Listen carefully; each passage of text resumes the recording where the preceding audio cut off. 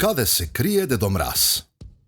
Денеска нашите суперхерои читаат и слушаат една многу интересна приказна. Приказната се вика Погоди каде се крие Дедо Мраз. Тоа е супер детективска приказна во која суперхероите треба да го најдат Дедо Мраз за да се запознаат лично со него. Рената, која е суперхерој во раскажување, ја започнува приказната. Една волшебна новогодишна ноќ, нашите суперхерои беа кај Владко, суперхеројот во броење. Точно на полноќ, во домот на Владко се исклучија сите светилки. Тоа значеше само едно. Доаѓа Дедо Мраз. Сите суперхерои беа будни. Рената ја продолжува приказната.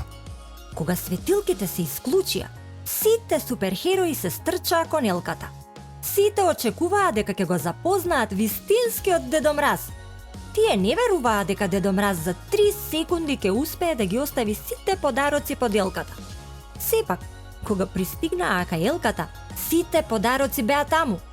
Но Коста, суперхеројот во забележување детали, веднаш забележа нешто чудно. Чиниите со моркови и колачи не беа допрени. Но погледнете, што е тоа што се наоѓа под масата?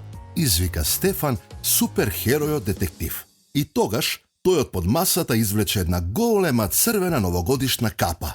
Тоа е капата на Дедо Мраз! Извикаа сите во еден глас. Сигурно Дедо Мраз ја заборавил капата бидејќи се брзал и немал време да се послужи со колачите. Рече Весна, суперхеројот во паметење. Јас паметам од приказната што ми раскажуваше баба, дека Дедо Мраз мора да биде многу брз за да може да стигне кај сите деца во светот за само една ноќ. Затоа ние не можеме да го видиме. Во тој миг се слушнаа звонење на звончиња покрај прозорецот. Се слушна едногласно. И покрај прозорецот прелета големата санка на Дедо Мраз. А од неа насмеан и мафташе лично Дедо Мраз. Дедо Мраз! Вика суперхероите.